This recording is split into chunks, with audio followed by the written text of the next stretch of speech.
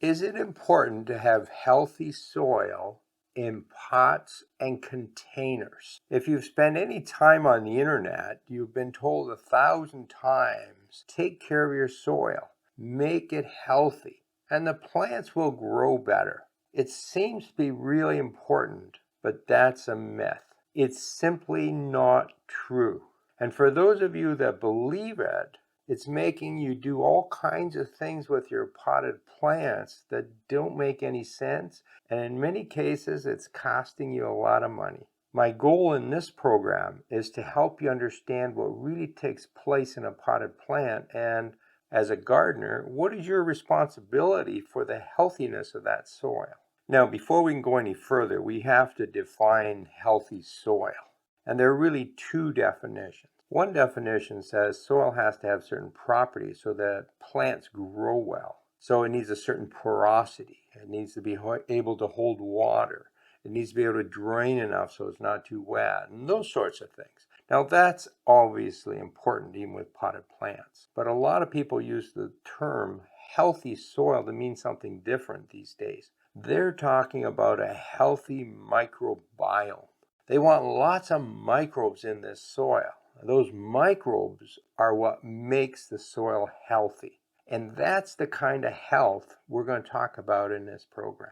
The other thing that's important to understand is different soil options. I'm going to split this topic into two groups. One is real soil.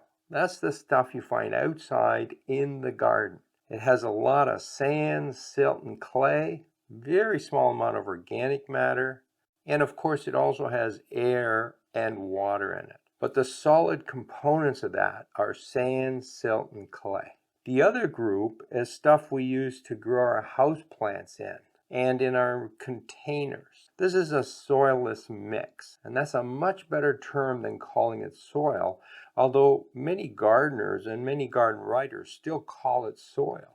They'll talk about the soil in our potted houseplants. That's not soil. Nobody uses soil in that. That's a soilless mix. What we use in our houseplants are things like peat moss, which has been historically the most popular one, but people are moving away from peat moss to things like coir, which is ground up coconut husk, or decomposed wood products. Now, all of those three things are organic materials, but there's almost no soil in that. There's no sand, silt, and clay in that. And I'm going to refer to those as soilless mixes. What you do out in the garden is quite different than what you should do in your potted plants. So potted plants, containers that you might have outside, they generally also use soilless material. Now there's this other category that's kind of in between these two, and that's raised beds. Now if you follow my advice, your raised beds will be mostly real soil. You've started with topsoil and added some organic material. But if you follow the advice of a lot of other people online, you filled your beds with an expensive mixture of soilless material. A lot of peat moss, perlite, vermiculite, compost. So if your raised beds are made from the soilless material, then they're just like containers and potted plants, and everything I'm going to discuss in this video also applies to them. If you've made your raised beds with real soil, then that's just like garden soil. All right, why are microbes important to soil? And the more we learn about soil, the more we learn about how important these microbes really are.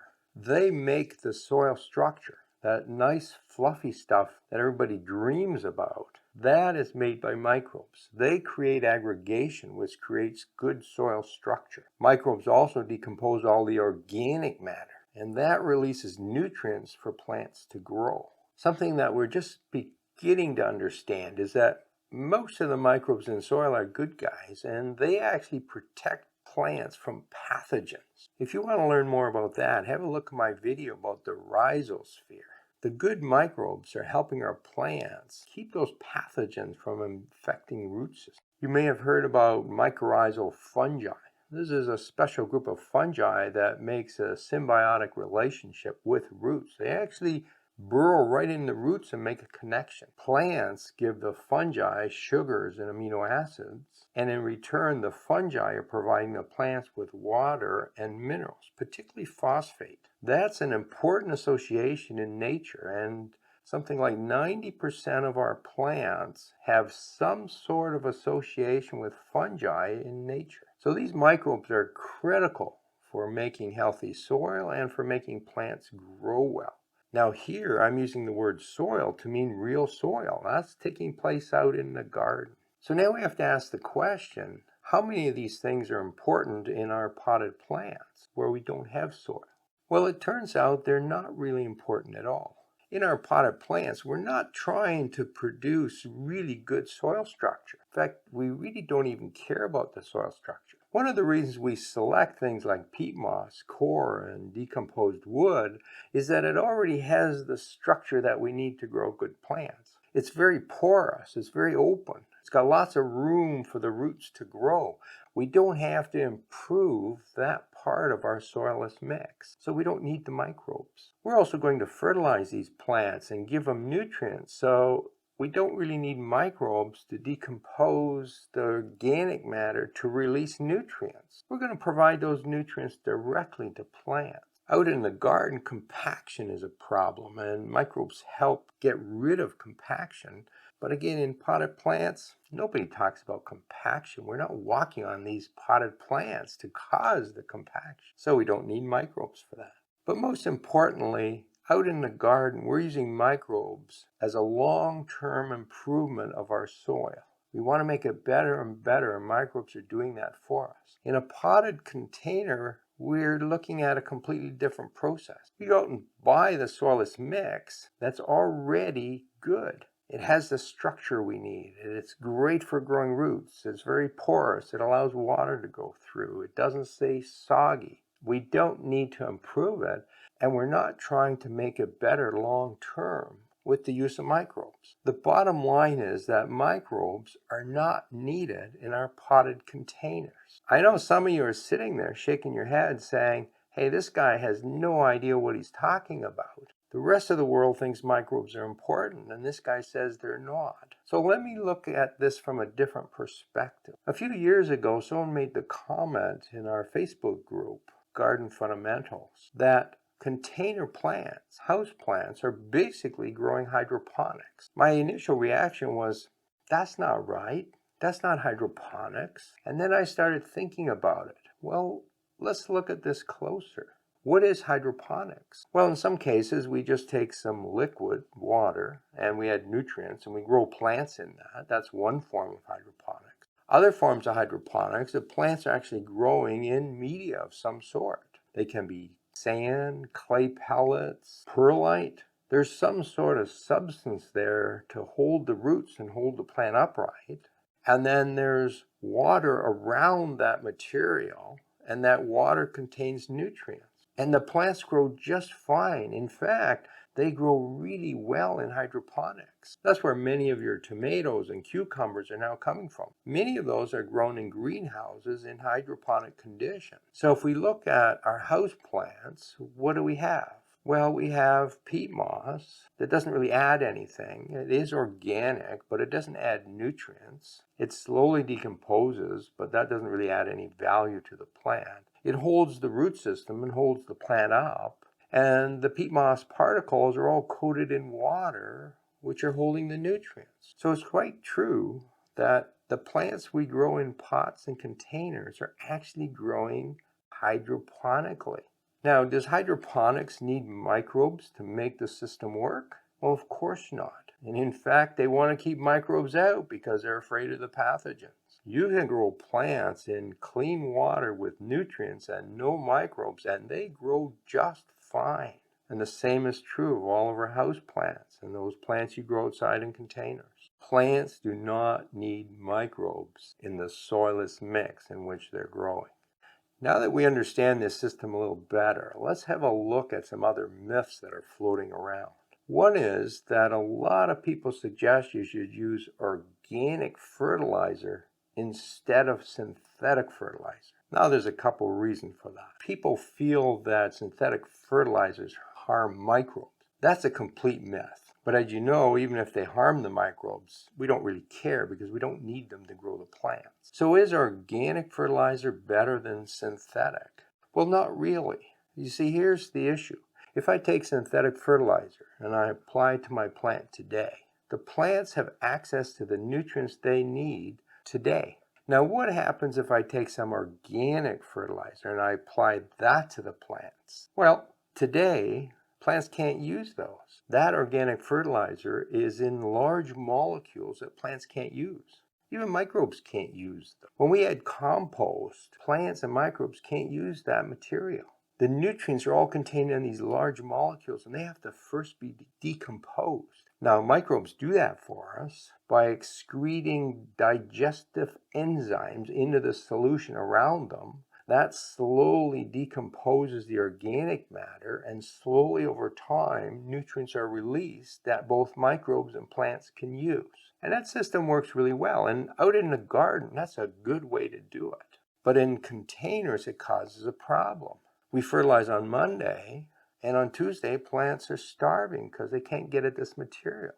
It takes days, weeks, and months for those nutrients to become available. And as a gardener, you never know how much of those are available to plants. We put some organic fertilizer on our plants last month. Is it still feeding them this month? Is it going to feed them next month? When should I add more? Well, we don't know because we don't know how quickly this material is decomposing. We don't know how quickly those nutrients are being made available to my plants. But if I add synthetic fertilizer, it's available right away. The other reason people like adding organic fertilizer is that it builds healthy soil. It adds organic material to the soil. We just discussed this. We're not trying to build healthy soil in containers. Organic fertilizer makes a lot of sense out in the garden where we have a long-term plan to build good soil. It makes no sense in containers. Another method I'd like to talk about is this idea that we don't want chemicals. Lots of people make the statement, don't use chemicals because you can't get healthy soil with chemicals. That's complete nonsense. When we add compost to soil, it's full of chemicals. When microbes come along and decompose that compost, they're releasing enzymes and all kinds of digestive chemicals. Microbes are creating and producing thousands of chemicals and putting it in the soil. They're decomposing the organic matter and releasing thousands more chemicals. And guess what? Even the plants are injecting chemicals into the soil. This whole system is only healthy when there's lots of chemicals in the soil. Large amounts of chemicals and lots of different types of chemicals. That's when you get healthy soil. Again, in the garden, these are really important for long-term soil building. In pots, all we really need to do is add the nutrients. Those are the only chemicals that plants can really use. Now, the latest science does show that they can use some amino acids and some slightly larger molecules, but they do just fine with the basic nutrients, nitrate, phosphate, ammonia, magnesium, calcium, and so on. They don't need these other molecules. The third myth I'd like to discuss is this idea that we should add microbes to our pots. And there's lots of companies now selling products. They want you to buy these and sprinkle a little bit on your pot. Why? Well, because they've convinced you that you need microbes in that pot. Well, let's first look at reality. There are microbes everywhere. They're on my hands, they're on the plants, they're on the roots, they're on the leaves, they're on the pot, they're in the soil. There's microbes everywhere. You cannot get rid of the microbes. We don't need them in our potted plants, but you also can't get rid of them. Adding microbes from the store to your plants is a complete waste of money and your time. You don't need them. In fact, if you fertilize your plants, plants get higher amounts of nutrients, and they usually won't make these associations with fungi that we talked about. Plants only do that when they need the fungi. And plants are in control. They decide when they're going to connect to mycorrhizal fungi. It's not the fungi that make that decision, it's the plants. And if the plants have high enough phosphate levels, they just don't bother. Other people will say, well, add some microbes from the garden. Weed tea, compost tea, manure tea, all of these concoctions. Yes, they do add microbes to your potted plants, but as we've discussed, those microbes aren't needed to grow good plants. And we don't know what we're adding anyways. Are you adding the right microbes, the right amount of microbes? Which ones will survive in the pot? Which ones will die out? We have no idea. Gardeners who are suggesting those kind of remedies to grow better plants are just making wild guesses and psychologically think you need microbes, so if we add some, plants will grow better. There's no proof that happens in potted plants. So to summarize, there is no point in trying to make healthy soil for containers and pots. And again, healthy soil means having lots of microbes. We do want good soilless mix in our containers. We wanted to drain well. We wanted pores enough for roots to grow and so on. That's important. But we don't need the microbes. Forget all that nonsense you've been hearing about. Use synthetic fertilizer.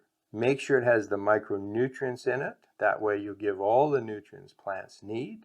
Learn to water correctly. Learn to fertilize correctly with the correct amount of fertilizer. And you'll grow the best plants in the neighborhood. And it's cheaper that way. And it's a whole lot easier than trying to figure out what the microbes are doing. Get back to basics. Lots of light, enough water, water at the right time, the right temperature. Those things are important. Now, if you're interested in putting together a really good potting mix, have a look at this video here. And if you're wondering which fertilizer is best for your pots and containers, the solution's right here. Happy gardening.